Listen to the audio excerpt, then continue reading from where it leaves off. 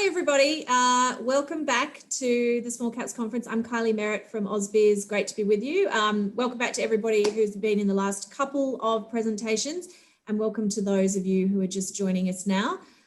We are going to kick off very shortly with the CEO of PainChek, Philip Daffas. Just as a quick introduction, this is an Australian-based company developing pain assessment technologies. Tech is a smartphone-based medical device, so it uses AI to assess and score pain levels in real time and update medical records in the cloud. So it records a short video of the person's face, analyzes those images that indicate pain and then records them. So it's being rolled out globally in two phases for adults who are unable to effectively sort of verbalize their pain, for example, people with dementia. And secondly, PainChek for children who obviously have not yet learned to speak. It's a bit like me, I haven't learned to speak today. The company has also recently gained regulatory approvals for its PainChek Universal offering, which combines its technology with the traditional numeric rating scales for pain. I'm going to hand over in just a moment to Philip Daffas, but of course, if you would like to ask a question at any time during the session, you can see at the bottom of the screen there is a Q&A button. So just pop your questions in there and my colleague Elliot will conduct a Q&A with Philip Daffas after his presentation. So Philip, over to you. Thank you and good morning everybody, and very warm welcome to all existing PainChek shareholders and also to those who are hearing the PainChek story for the first time. Now, I've been fortunate to have worked with some of the most significant medical advancements in history, including the development of and commercialization of diabetes monitoring products to help blood glucose monitoring to help people have better lives managing their care for diabetes, and also working with Cochlear, first of all in Europe as the head of sales and marketing for the cochlear implant business, as well as a global marketing role here in Australia. So I've been really fortunate to work with some very innovative technologies, and that's exactly what PainChek is. PainChek is a new medical device that's having a significant impact on care and on medical device treatments. I've been with the company now for 4 years, and we've taken the company from a research technology to a medically validated and commercially proven medical device that addresses a real medical need, and that medical need is better pain assessment leading to better pain management. Our journey has made significant progress, but it's only just begun, and our goal is to make PainChek a new vital sign in pain assessment, and that becomes our real North Star. This is a quick summary as to why invest in the business and what will this talk cover. So PainChek, as you just heard, is a software as a service device. It uses AI for detection of pain via video analysis. We've commercially validated and clinically documented the performance of the technology. We've got CE mark and TGA clearance and looking to get clearance for the US. And we've also got patents, importantly, patents granted in the US, Japan, Australia, and China, and awaiting those in Europe. Our markets are large, they're really significant. They're actually in the billions of dollars, our potential markets. And we've already started really well in Australia with more than 900 aged care facilities and 80,000 beds. The real goal for us though is better outcomes for the patients, better outcomes for our clients. And with all healthcare devices, the goal is to improve health and to reduce costs or to increase efficiency of care. And that's what PainChek does. So what is PainChek? Well, it is offering the start of offering a new vital sign, the ability to assess pain. It can dramatically enhance treatments. It can find answers to questions we thought previously unanswerable. And it's the world's first regulated medical device that comes in the form of an app that assesses pain. This helps carers and nurses to accurately assess the pain levels of those who today cannot verbalize their pain. And as all digital technologies, we're evolving and rapidly improving our product offering. I believe in the next 12 months, the PainChek journey will be transformational and lead to a significant shift in our business and our current product model. So if you think about pain and pain assessment, well, pain assessment is difficult at the best of times, but it's especially difficult for those who can't verbalize or communicate their pain. These are significantly large markets. There are more than 50 million people living in the world today living with dementia, and that's growing to 75 million by the year 2025. And because the issue is so large and so broad, today in hospital beds, more than 30% of hospital beds are occupied by people living with dementia. So the problem is in aged care facilities, that the issue is challenging at home, and this is challenging in the hospital. In addition to this, as you heard earlier, the children have got pre-verbal children who have not built their ability to communicate effectively as yet. There are more than 400 million pre-verbal children, of which 100 million are born each year to first-time parents. So those are two significant markets for which we're focusing on.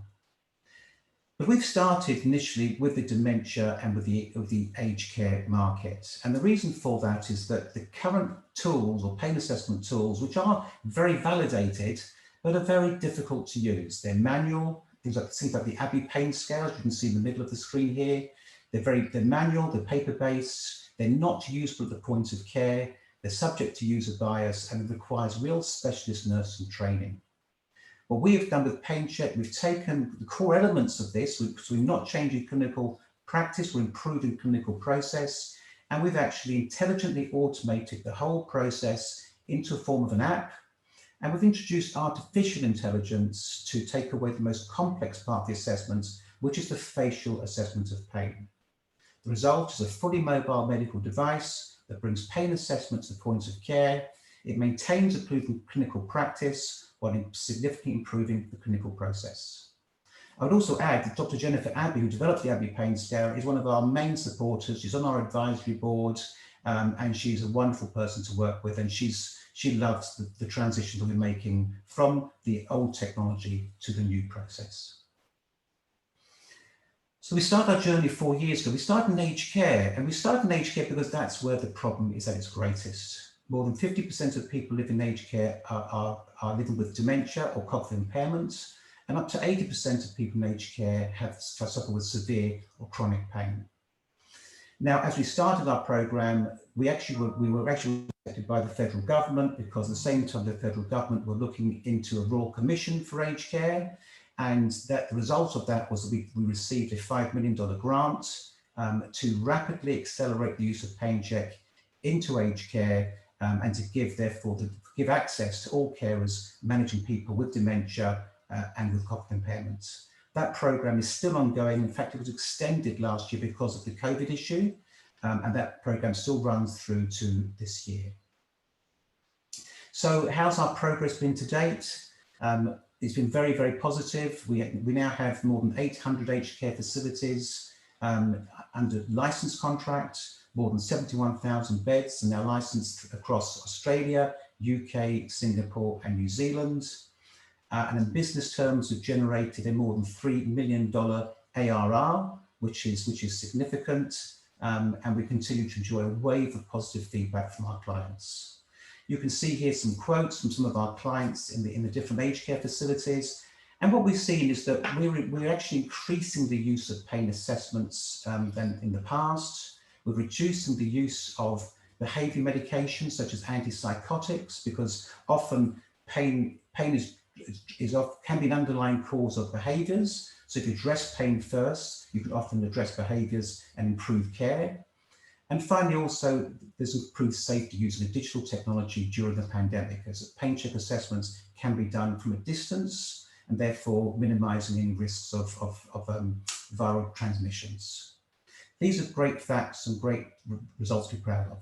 We've also done, we're building the world's largest database. We now have more than 300,000 documented clinical assessments on our portal, which means we can understand and look at pain assessments and how things are being managed in aged care, and help our clients manage better too. Just recently, the federal government, Department of Health, just sent a reminder out to all our aged care facilities to take up the grants. That was a great support from the Department of Health. This is a little excerpt from what they quoted. That's led to significant new lead generation, and we will be reporting the increase in terms of our numbers of beds and number of aged care facilities in our end of March quarterly. So we started with aged care, but we've also now moved into other markets, starting here in Australia, but also looking at the global opportunities. So we've moved down into disabilities, home care, and to hospitals. So I want to touch on all these areas as well. So residential aged care we've covered. What I haven't covered there is the fact that in aged care, the global market for us is around $300 million. We've already got around $3 million ARR post the government grant. And so therefore, we've only got to 1% of our global market opportunity there. So it's a large, significant market. Disabilities is something that we were approached for by a number of disability providers. And we've now got 2 pilots running with them to see how PainChek can help people living with disabilities assess their pain better. This is a study we're doing with the NDIS groups as well. So we don't know the opportunity there as yet, but that is a great market we're looking at. We have started also in home care. We've completed a number of pilots in Australia. We've started in Canada with our partner Rely Care, and also in the UK. So we see home care as being a significantly larger market, around $1 billion global market, and then leading on nicely from aged care. Remember, the goal for all aged care, as we saw from the Royal Commission recently, is to improve home care. If we can improve home care and keep people living at home longer, then it takes the burden off aged care. So that's part of our strategy. And finally, in hospitals, the hospital sector, we've already got 2 programs running there, one with the Ramsay Hospital Research Foundation, assessing frail patients in hospitals and how PainChek can help manage that better, and a project that's been on hold for a while with Philips Healthcare due to COVID in Europe, and that's all around how better pain management can minimize the risk of a delirium. These are projects that are really kicking off again now as the COVID vaccine gets rolled out. The other exciting news is the Children's App. The Children's App is now validated. We've completed the clinical study work. Our publication is now being peer reviewed, and we're on target to release the first version kids app during Q2 calendar 2021, so prior to June this year.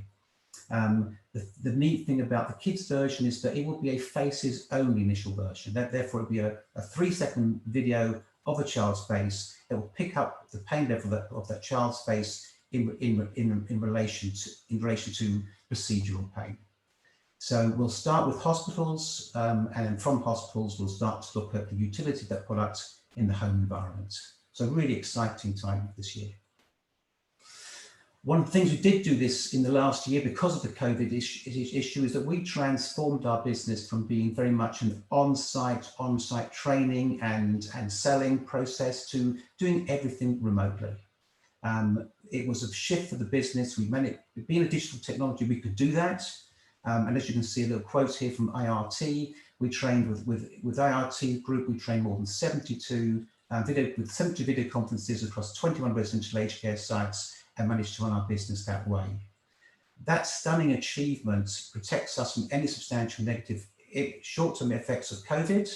And also it means that we have a business model that can be rolled out globally, a fully digital global business model. And that will obviously be less OPEX and better efficiencies. The other thing that we've also built is our dashboard. Our dashboard allows both our carers, our residential care partners and ourselves to better understand how pain is being managed and how treatment is improving. This positions us as a global innovator and a thought leader on pain management. Remember that the bigger our business becomes, the more data we gather, the more assessments we gather, and the more useful the database becomes. And that growth and development potential offers enormous boon to our business for the next 12 months. And if you look at the global aspect, we do have obviously we're presence in 4 continents of the world now, and we have partners, significant partners in each of those areas. So Australia's been our focus this year, last year and this year. As the vaccine rolls out, COVID vaccine rolls out in Europe, now we're expanding again in the UK. We're seeing significant increase in the UK market and take up, and we're looking for mainland Europe and Canada as being significant shifts this year. We see US being ready in 2022 post our FDA clearance. So as you heard yesterday, we just announced the CE mark and TGA clearance of our Universal Pain Assessment app. And what the Universal Pain Assessment app is really an evolution of PainChek, and it's driven by client demands. And what clients said is, we love PainChek, we think it's a great product, but we'd like to use PainChek for all our residents, all our patients, for those who can't verbalize and also those who can. So PainChek Universal is a solution for all people everywhere. The app basically has the core PainChek technology, which gives a voice to people who cannot reliably verbalize their pain. And it adds in the numeric rating scale, which is a scale for carers to use to assess and document the pain scores of those who can self-report their pain. A nice thing being is that in an aged care facility, you can go to the point of care, you can assess every person for their pain levels at one time without having to use different systems. The other advantage of the universal tool is that at times there are cases where a patient may vary in their communication abilities during a day or even during an hour. So you can now choose the right pain assessment solution for those people whose ability to communicate fluctuates. So this includes situations, say, in a nursing home where a person can suffer with a urinary tract infection, or when a patient in hospital is highly medicated in the recovery room. You have that opportunity to use both pain scales and to assess those patients in those times. So it truly is a universal tool for all people everywhere. The PainChek Universal is now CE and TGA cleared, and we believe from the feedback we've received from our clients so far that this will accelerate adoption faster, it will support retention of existing clients better, and for us it broadens our global market opportunity, because this tool is very important in aged care, but even more important in home care and hospital settings, where you do have a range of people and communication skills. For us as a business, it gives us greater insights for medical decision making, for our clients for medical decision making, and on us as to how we can improve the development of our products. And also what it does give us is ability to work with therapeutics industries, the developers of the pain drugs and pain medications, to see the effectiveness of their pain medication across a period of time. So really important shift for us to make this really a global product and a universal solution. So if you look here, this sort of talks about our journey for both the adults and the kids. Of the adults, we've started in the aged care market, which is actually a smallish market, but important stepping stone. We're moving now into the larger home care and hospitals, and eventually see ourselves moving into disabilities and into primary care, including GPs and outpatients. On the right-hand side, you can see that the kids version will be ready, as I said, the first version of the kids product will be ready by Q2 this year, calendar year. We'll start with hospitals to see how we can assess pain for kids during procedural and post-procedural operations, and then moving out to the larger home care market, and again into the primary care. So these are significant markets, and we are on track to penetrate both these markets this year. One thing I would point out is that we have got to a $3 million contracted ARR post the government trial across 70,000 beds. If we just double our beds, double our penetration to 140,000 beds, which is just 2% of the global worldwide markets, that sees PainChek covering its core current cost base. What that says is that we've got an outstanding opportunity and a highly profitable business model with significant upside from our home care and hospital settings. This is a truly cost-effective and sustainable business model. From catalysts for 2021, well, these catalysts will drive that uptake rapidly. So we've launched the home care dementia product in Australia and Canada. As point number 2 here, you can see we just launched this universal solution, initially in Australia and UK, and then expanding into other markets. The submission for the TGA CE mark for kids has happened, and we see the kids product being CE marked and cleared by Q2 2021. Again, another new market opportunity. And then in 2020, and then towards the end of 2021, it's really around launching those products and also submitting our FDA de novo submission. The other big catalyst for us is obviously as the COVID-19 vaccine rolls out, then market access becomes better and easier for us, because obviously aged care opens up, hospitals open up, and home care all opens up. Corporate summary, we had good cash position in the bank, 12.4 million in the bank at the end of, or cash at the end of 2020. We have no debt and around close to $90 million market capitalization. The team is strong. Team is very well experienced in technology, in dementia, in aged care, both in Australia and in the UK. It's a strong team who have been here really for the long term and are very motivated in their roles.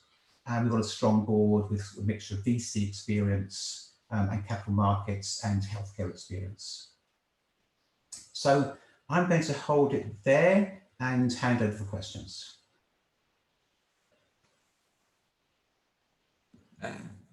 Wonderful. Thank you so much for that, Philip. So I guess the first question really is, moving forward, what do you believe to be the biggest hurdle for PainChek Universal in becoming the universal pain assessment tool for all people everywhere? I think that the real catalyst is now the vaccine's been rolled out around the world. I mean, the US has hit 100 million, UK's are more than 10 million, I think 15 million now, vaccinations. Then this opens up the market. So open up the market. We've already seen the UK new business come in. We've already seen Australia that the uptake the last couple of months. Now the vaccine's on its way. We've just seen enormous take up. So it's really, that's the real catalyst for us. The product's ready, the P team are on the side, and of course we will expand our distribution partners. But it's a unique product, and it's addressing a need that isn't there right now. So I guess, Philip, on that vein of it, addressing the need, is anyone else playing in this space, or is there any risk, I guess, of another application being created to compete with PainChek in the future? Well, I'm a great believer in, having worked with Roche and Cochlear in the past, competition may come along and will come along. We do have patent protection. We do have, obviously, copyright protection in terms of what we've developed. But I do believe first to market and market leadership and continuous innovation is key. And we've spent 4 years getting to where we are. There's nothing else on the market today, and therefore whoever's may want to come down this route may have got significant hurdles to get through. So for us, it's about continue to innovate and continue to lead the market. And on that, you guys have the current, has the Philips trial started, and when are you expecting to sort of wrap that one? Yeah, the Philips, there's two sides of Philips. We unfortunately last year, due to COVID, that whole thing sort of came into a bit of a grinding halt as they had to basically, provide basic services as a monitoring company to all their clients during this pandemic.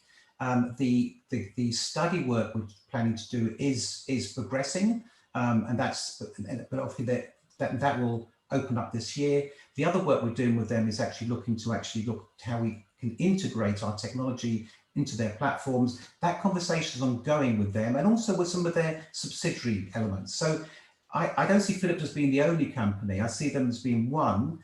There are other companies we're talking to as well that actually can take us down this road, incorporating PainChek into other vital signs monitoring platforms to give a better overall treatment package for patients in the hospital, in the home, and in the aged care environment. So this is a broad market, and we've got a unique product that can fit into many other people's applications.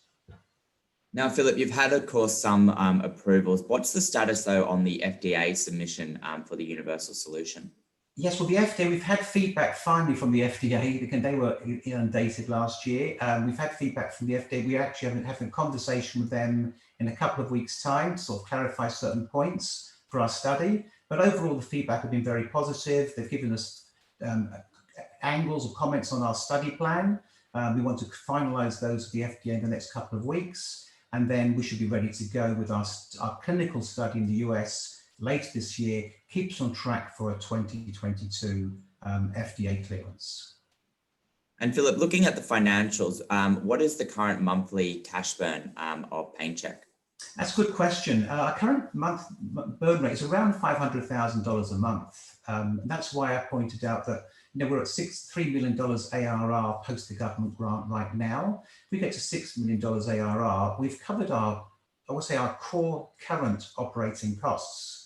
So it's getting to 2% of the global aged care market covers our core costs as of today.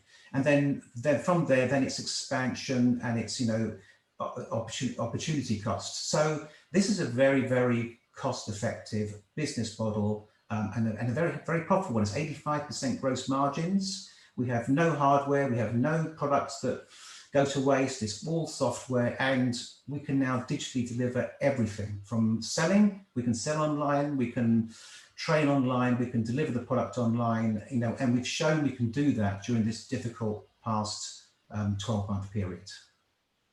Now, if we look very specifically, I guess, at the app, which part of it is patented? Is it the AI assessment component specifically, or is it another part? They patented the actual PainChek process, the PainChek process that actually assesses pain for those who can't verbalize. That's the patented part. And we've got patents granted in US, Japan, Australia, China, and those markets. And we're still working on Europe. So it's really about the process of how we assess pain, and then how pain is then treated and managed, and then how we then repeat the assessment. So it's a quite a broad patent. And that does help. But again, I would argue the point that the patent is important. It's always great to have, but it's actually product leadership that really matters, and innovation that matters. And that's what we've got an abundance of in this company. Now, we've probably just got time for one more. Obviously, government incentives are sort of wrapping up relatively soon. And what sort of drop off in bed numbers have you guys been seeing yourselves? And I guess, what's your solution in regaining traction from those numbers? Yeah, well, we've had a few small centres who weren't able to sort of deal with this in the short term. They've actually dropped off, but it's very small numbers, and then typically the small 50 bed to 100 bed aged care facilities. But more importantly, we've had the large ones really coming to us. So we're actually topping up our funnel far faster than anything we might be losing at the bottom. So, and the thing is, once with the universal tool, many of them come back to us and said, look, when you have the universal tool, can you please come back to us? And we've got more time after COVID and after lockdowns and all these issues, and we'll look at it again. So, we've penetrated 30% of the Australian market already. We're looking to go to 60% of the Australian market as our goal. And with that, we're already the most popular or most frequently used medical digital technology in aged care already, and we've done that in a 2-year period. So there is no medical technology, digital technology in aged care that's more broad in use than PainChek today in Australia. Well, Philip, thank you so much for taking us through PainChek. Thank you for answering those questions as well. I think that's all we've got time for, but of course, we really do appreciate you coming on today. Thank you, and thank you to all the listeners for your time.